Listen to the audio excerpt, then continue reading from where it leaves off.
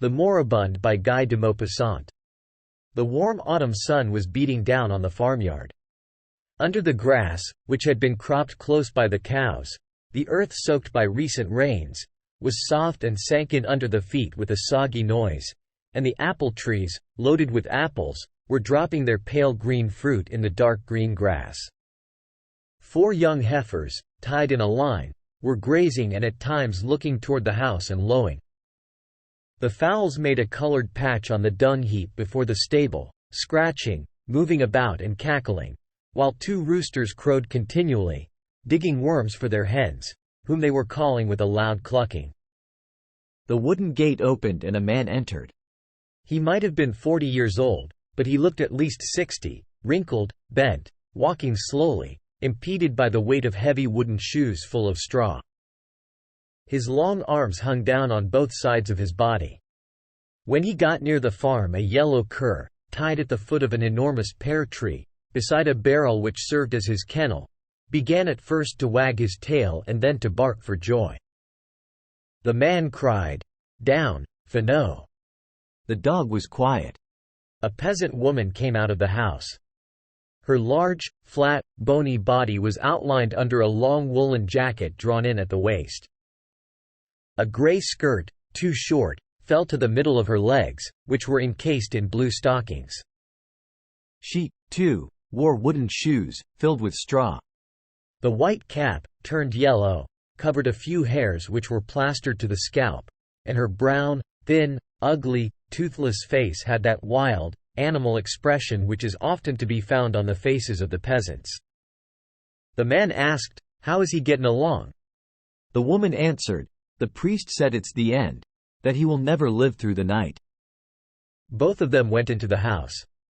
After passing through the kitchen, they entered a low, dark room, barely lighted by one window, in front of which a piece of calico was hanging.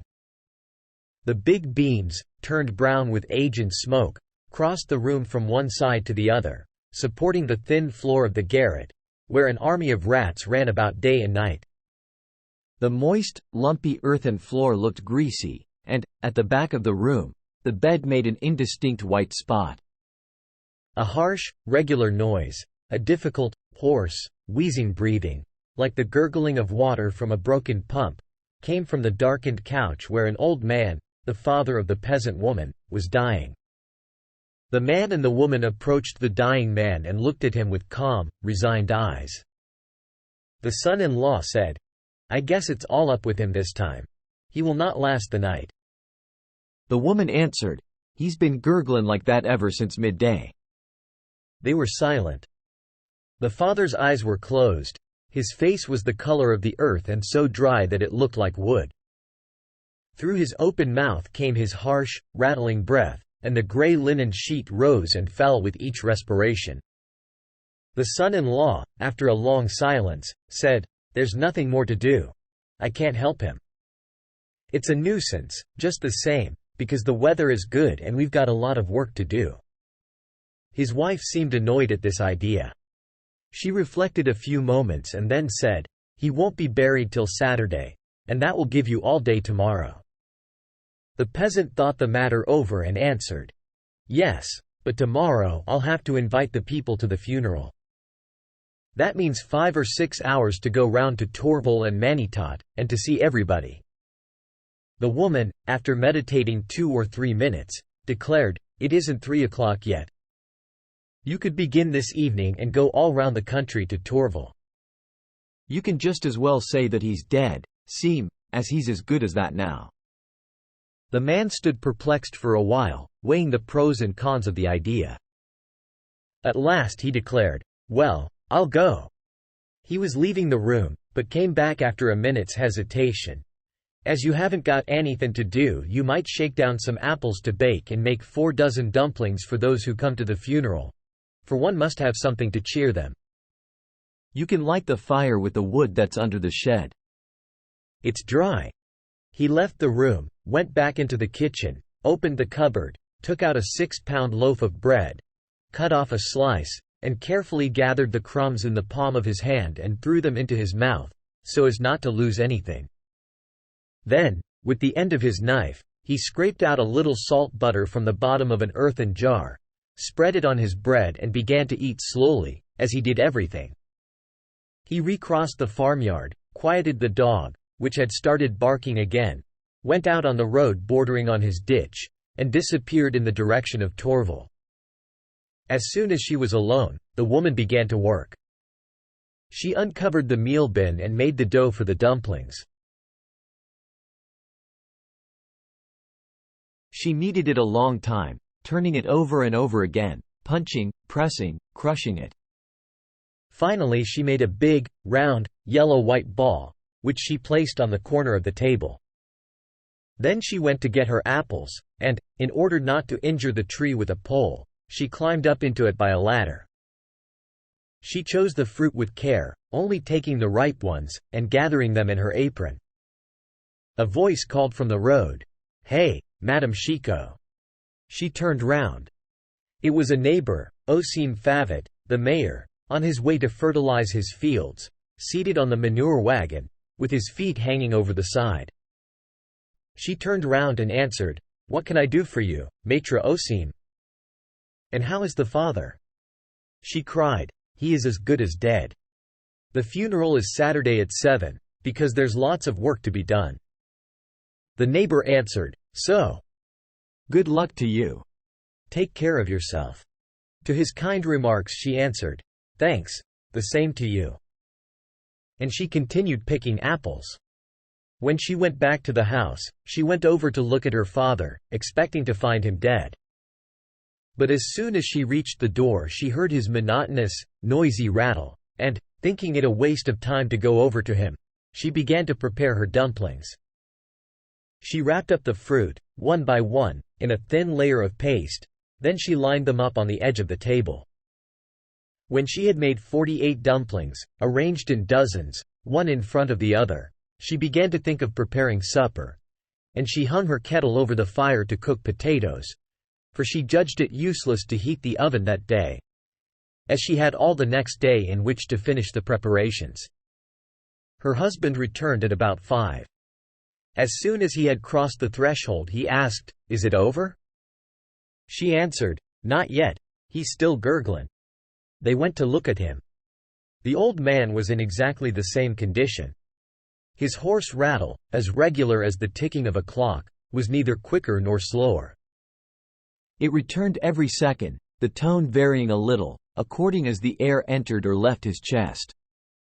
His son-in-law looked at him and then said, "He'll pass away without our noticing it, just like a candle." They returned to the kitchen and started to eat without saying a word. When they had swallowed their soup, they ate another piece of bread and butter. Then, as soon as the dishes were washed, they returned to the dying man. The woman, carrying a little lamp with a smoky wick, held it in front of her father's face. If he had not been breathing, one would certainly have thought him dead. The couple's bed was hidden in a little recess at the other end of the room.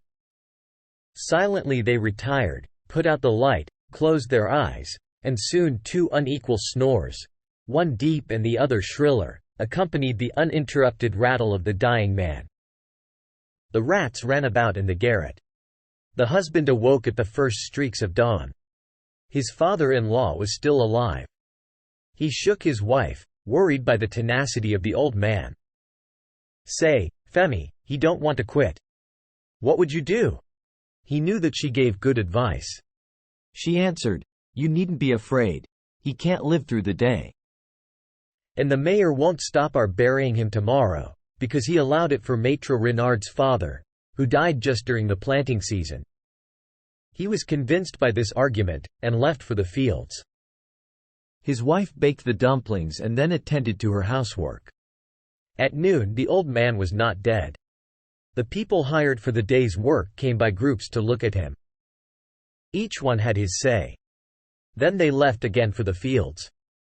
At 6 o'clock, when the work was over, the father was still breathing.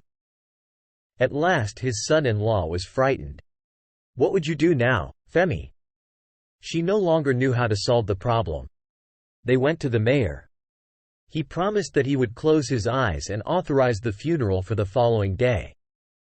They also went to the health officer, who likewise promised, in order to oblige Maître Chicot, to antedate the death certificate. The man and the woman returned, feeling more at ease. They went to bed and to sleep, just as they did the preceding day, their sonorous breathing blending with the feeble breathing of the old man. When they awoke, he was not yet dead. Then they began to be frightened. They stood by their father, watching him with distrust, as though he had wished to play them a mean trick, to deceive them, to annoy them on purpose, and they were vexed at him for the time which he was making them lose. The son-in-law asked, "What am I going to do?" She did not know. She answered, "It certainly is annoying." The guests who were expected could not be notified. They decided to wait and explain the case to them. Toward 6:45 the first ones arrived. The women in black, their heads covered with large veils, looking very sad. Then men, ill at ease in their homespun coats, were coming forward more slowly, in couples, talking business. Maître Chicot and his wife, bewildered, received them sorrowfully, and suddenly both of them together began to cry as they approached the first group. They explained the matter, related their difficulty, offered chairs, bustled about, tried to make excuses, attempting to prove that everybody would have done as they did, talking continually and giving nobody a chance to answer. They were going from one person to another. I never would have thought it. It's incredible how he can last this long. The guests, taken aback, a little disappointed, as though they had missed an expected entertainment, did not know what to do, some remaining seated, others standing. Several wished to leave. Maître Chicot held them back. "You must take something, anyhow. We made some dumplings. Might as well make use of them." The faces brightened at this idea. The yard was filling little by little. The early arrivals were telling the news to those who had arrived later. Everybody was whispering. The idea of the dumplings seemed to cheer everyone up. The women went in to take a look at the dying man. They crossed themselves beside the bed, muttered a prayer and went out again. The men, less anxious for this spectacle, cast a look through the window, which had been opened. Madame Chicot explained her distress. "That's how he's been for 2 days, neither better nor worse. Doesn't he sound like a pump that has gone dry?" When everybody had had a look at the dying man, they thought of the refreshments, but as there were too many people for the kitchen to hold, the table was moved out in front of the door. The 4 dozen golden dumplings, tempting and appetizing, arranged in 2 big dishes, attracted the eyes of all. Each one reached out to take his, fearing that there would not be enough. But 4 remained over. Maître Chicot, his mouth full, said, "Father would feel sad if he were to see this. He loved them so much when he was alive." A big, jovial peasant declared, "He won't eat any more now." Each one in his turn. This remark, instead of making the guests sad, seemed to cheer them up. It was their turn now to eat dumplings. Madame Chicot, distressed at the expense, kept running down to the cellar continually for cider. The pitchers were emptied in quick succession. The company was laughing and talking loud now. They were beginning to shout as they do at feasts. Suddenly an old peasant woman who had stayed beside the dying man, held there by a morbid fear of what would soon happen to herself, appeared at the window and cried in a shrill voice, "He's dead! He's dead!" Everybody was silent. The women arose quickly to go and see. He was indeed dead. The rattle had ceased. The men looked at each other, looking down, ill at ease. They hadn't finished eating the dumplings. Certainly the rascal had not chosen a propitious moment. The chickens were no longer weeping. It was over, they were relieved. They kept repeating, "I knew it couldn't last. If he could only have done it last night, it would have saved us all this trouble." Well, anyhow, it was over. They would bury him on Monday, that was all, and they would eat some more dumplings for the occasion. The guests went away, talking the matter over, pleased at having had the chance to see him and of getting something to eat. And when the husband and wife were alone, face to face, she said, her face distorted with grief. "We'll have to bake 4 dozen more dumplings." Why couldn't he have made up his mind last night? The husband, more resigned, answered, "Well, we'll not have to do this every day." Dot. Dot. Dot. Dot. Dot. Dot.